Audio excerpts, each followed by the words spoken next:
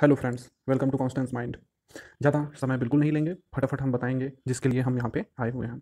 आज हम इस वीडियो में D U M phil P H D के हिंदी प्रोग्राम के प्रीवियस ईयर क्वेश्चन पेपर को आप सबको दिखाएंगे और यहाँ पे आपको आंसर भी दिखाया जाएगा। बहुत ही कम समय में हम आपको फटाफट दिखाएंगे किस तरह का पैटर्न होता है। इसकी वीडियो भी बनाई जा चुकी है, सिलेबस की वीडियो बनाई जा चुकी है और बाकी सारी इन्फॉर्मेशन की वीडियो हमारे चैनल पे प्लेलिस्ट में उपलब्ध है। डिस्क्रिप्शन लिंक में है, आप वहाँ से भी देख सकते हैं। अदरवाइज आप प्लेलिस्ट में भी जाके और सारी वीडियो देख सकते हैं। हम यहाँ पे बिना बिल्कुल आपका समय लिए सिर्फ आपसे इतना रिक्वेस्ट करेंगे कि आप चैनल को सब्सक्राइब नहीं किए हैं तो प्लीज़ सब्सक्राइब करें, हमें सपोर्ट करें और बेल आइकन को जरूर प्रेस करें। पहला क्वेश्चन आप देख रहे हैं, हाँ तो श्याम रंग में चुराई चिक चोरा चोरी, बोरत तो बोरियो निचोरत बने नहीं। ये पंक्तियाँ किसकी हैं? तो यहाँ पे आंसर है पद्माकर भट्ट। अतः सूर सागर किस चली आती हुई गीत काव्य परंपरा का, चाहे वह मौखिक ही रही हो, पूर्ण विकास सा प्रतीत होता है। इस वाक्य लेखक इसमें रामचंद्र शुक्ल जी हैं। ये पंडित रामचंद्र शुक्ल जी हैं, आचार्य। काव्यानुसंधान काव्यानुसंधान का लक्ष्य है काव्य सत्य की खोज शोध। यह कथन किस विद्वान का है? तो डॉक्टर नरेंद्र नगेंद्र का है। दोस्तों, ये आप लोग बहुत लोग को क्वेश्चन पूछ रहे थे कि क्वेश्चन का पेपर किस तरह से आएगा। तो दोस्तों, ये हिंदी का पेपर है इसलिए हिंदी में है, नहीं तो सारे पेपर इंग्लिश में होते हैं डीयू के। हिंदी का कोई नामो निशान नहीं रहता है। लेकिन जो लैंग्वेज जिस सब्जेक्ट्स को पढ़ रहे हैं अगर वो हिंदी है तब तो हिंदी रहेगा ही।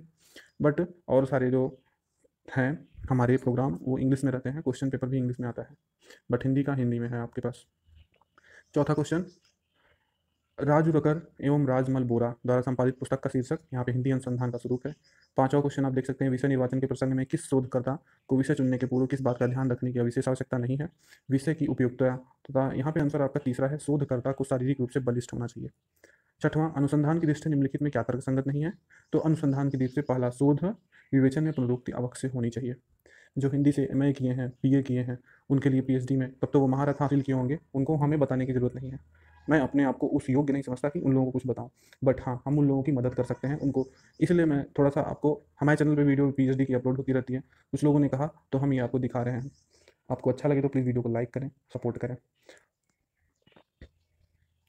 आचार्य रामचंद्र शुक्ल ने शुक्ल आठवां क्वेश्चन है, आचार्य रामचंद्र शुक्ल ने छठा सातवां क्वेश्चन पहले देख लेते हैं। जब किसी रचना या पांडुलिपि का प्रमाणिक पाठ उपलब्ध नहीं होता तो उसका पाठ निर्धारण किसका उद्देश्य होता है? तो पाठानुसंधान का। आचार्य रामचंद्र शुक्ल ने साहित्य की दृष्टि से हिंदी का पहला उपन्यासकार किसे माना है? तो वो किशोरीलाल गोस्वामी जी हैं। शोध के सोपान का कौन सा क्रम सही नहीं है? तो करेक्ट आंसर यहाँ पे विषय निर्वाचन, प्राकल्पना, सामग्री का संकलन, विश्लेषण एवं निष्कर्ष। ठीक है, ये हमारा जो है दूसरी चौथा वाला जो है वो सही है। रस सिद्धांत के लेखक कौन है? यहाँ पे डॉक्टर नगेंद्र जी हैं। और निम्नलिखित में कौन सा कार्य शोध प्रविधि के प्रारंभिक चरण के अंतर्गत नहीं किया जाना चाहिए? तो यहाँ पे उपसंहार लेखन है। स्वास्थ्य श्री तुलसी कुलभूषण दूषण हरण गोसाई, स्वास्थ्य श्री तुलसी कुलभूषण दूषण हरण गोसाई, 12 ही बार प्रणाम करो अब हरहु शोक समुदायी। इन पंक्तियों की रचना किन की है? तो वो मीराबाई जी हैं। शोध कार्य के संदर्भ में इनमें से कौन सा कथन गलत है? तो यहाँ पे शोध कार्य के संदर्भ में प्राकल्पना सिद्धांत से आगे की स्थिति है, ये कथन गलत है। तीसरा, वस्तुपरक शोध पद्धति का मूल सिद्धांत क्या है? तो दोस्तों, यहाँ पे तथ्य ही शोधक का अनुशासन करे, यही जो है हमारा मूल सिद्धांत है। इनमें से कौन सी शैली अनुसंधान लेखन के लिए उपयुक्त नहीं मानी जाती? तो व्यक्तिगत शैली दी गई शैलियों में लेखन के लिए उपयुक्त नहीं मानी जाती। इनमें से किसी एक अच्छी परिकल्पना का गुण नहीं माना जा सकता। एक अच्छी परिकल्पना अपरिक्षणीय होती है। ठीक है, तो देखिए किस तरह के क्वेश्चन सबसे ज़्यादा आ रहे हैं, आप तो समझ ही रहे हैं।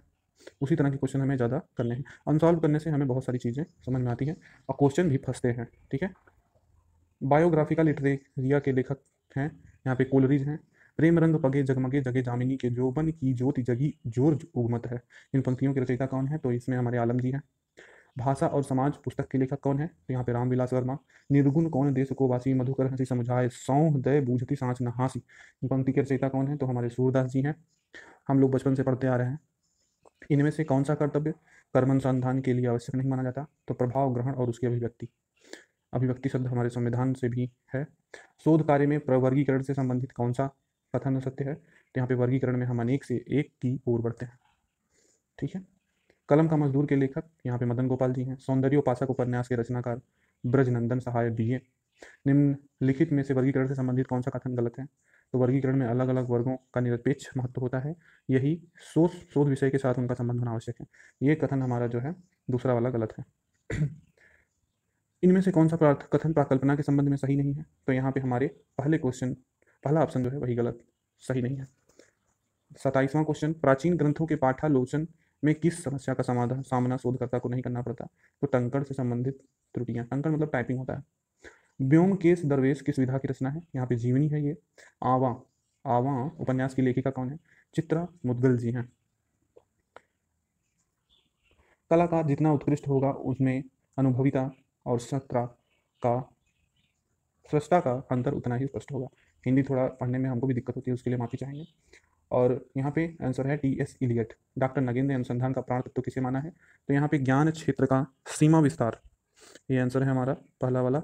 नासिकेतोपाख्यान के लेखक, ये बहुत ही फेमस है, क्वेश्चन बार बार आते हैं, हमने कई अनसॉल्व देखे हैं कई वर्ष के, जिसमें क्वेश्चन काफ़ी बार रिपीट हुआ है, तो 70% आने के चांसेस। सदल मिश्र हैं इसके लेखक। 33वां उदय प्रकाश के इन कहानी संग्रहों का सही कालक्रम क्या है? तो यहाँ पे और अंत में प्रार्थना, पाल मोमरा का स्कूटर, पीली छतरी वाली लड़की, मोहनदास। शतरंज के खिलाड़ी के रचयिता प्रेमचंद। शतरंज का नाम आते ही प्रेमचंद का नाम आप डाल दिया कीजिए। इनमें से किस अनुसंधान का प्रमुख और आवश्यक तत्व नहीं माना जा सकता है? आत्म-अभिव्यक्ति, इसको हम आत्मा अभिव्यक्ति भी कह सकते हैं। बनारस अखबार के संपादक, तो यहाँ राजा शिव प्रसाद सितारे हिंद हैं। अनुसंधान लेखक की भाषा में किसे दोष माना जाएगा? दोषी होगा यहाँ पे। इसमें शब्द बाहुल्य होना चाहिए। याद हो कि न याद हो कि रचनाकार हमारी काशीनाथ सिंह हैं। उत्तम आलोचना अनिवार्यतः उत्तम अनुसंधान भी है, और उत्तम साहित्यिक अनुसंधान अपनी चरम परिणति में आलोचना से अभिन्न हो जाता है। यह कथन किनका है? तो यह डॉक्टर नगेंद्र जी हैं। तथ्यों के संग्रह और उपयोग के संबंध में शोधकर्ता का रवैया कैसा होना चाहिए? तो यहाँ पे तथ्य अपने वास्तविक और शुद्ध रूप में प्रयुक्त होने चाहिए। ठेठ हिंदी का ठाठ किसकी रचना है? 41वां क्वेश्चन। तो यहाँ पे अयोध्या सिंह उपाध्याय हरिऔध जी हैं। 42वां, चोजिन के चोजी महा मौजिन के महाराज, हम कविराज हैं पर चाकर चतुर के। दोनों में से ये पंक्तियाँ किस कवि की हैं? ठाकुर कवि की हैं। कवि का नाम यहाँ पे ठाकुर है। शोध अन्वेषक में कौन सी प्राथमिक योग्यता आवश्यक नहीं है? दोस्तों ये सब एमए से संबंधित हैं। हमने सारे क्वेश्चन, हम एमए के स्टूडेंट नहीं रहे हैं इसलिए हमें ज़्यादा पता नहीं है, लेकिन अधिकतर क्वेश्चन पीएचडी में एमए या फिर बीए से रहते हैं। ठीक है, तो आप यूजीसी नेट की तैयारी अगर करेंगे, वहाँ के सॉल्व करेंगे, तो आप बहुत ही अच्छा रिजल्ट पाएंगे। अनुसंधान का मूल लक्षण क्या है? अनुसंधान का मूल 43वां क्वेश्चन, शोध नवसिक में कौन सी प्राथमिक योग्यता आवश्यक नहीं है? शोध निर्देशक के प्रति भक्ति भाव। अनुसंधान का मूल लक्ष्य क्या है? यहाँ पे सत्य का अन्वेषण है। 45वां, विरह वारिस के रचनाकार, यहाँ पे बोधा जी हैं। काव्य निर्णय के रचनाकार भिखारी दास जी हैं। अनुसंधान शब्द की व्युत्पत्ति मूलक व्याख्या है, मूलक व्याख्या क्या है? तो 47वां क्वेश्चन है, इसका आंसर जो खोजा जा चुका है उसे फिर से खोजना, यही जो है अनुसंधान शब्द की व्युत्पत्ति मूलक व्याख्या है। अनुसंधान की प्रक्रिया पुस्तक के संपादक डॉक्टर सावित्री सिन्हा तथा डॉक्टर विजयेंद्र स्नातक। आओ पेपे घर चले की रचना किसने की? तो यहाँ पे प्रभा खेतान जी हैं। ठीक है, अलंकार को सौंदर्यम अलंकार कहकर किसने परिभाषित किया? तो यहाँ पे ये हमारे वामन जी हैं। ठीक है, तो दोस्तों ये 50 क्वेश्चन हमने सॉल्व कराए। ये प्रीवियस ईयर के क्वेश्चंस थे और Delhi university PhD MPhil Hindi program के लिए थे, और भी हम प्रीवियस ईयर के क्वेश्चन आपके समक्ष लेके आते रहेंगे। आज की वीडियो में इतना ही, अगली वीडियो में जल्दी मुलाकात होगी। चैनल को सब्सक्राइब कर लीजिए और यहीं पे हमें विदा दीजिए। बहुत बहुत धन्यवाद।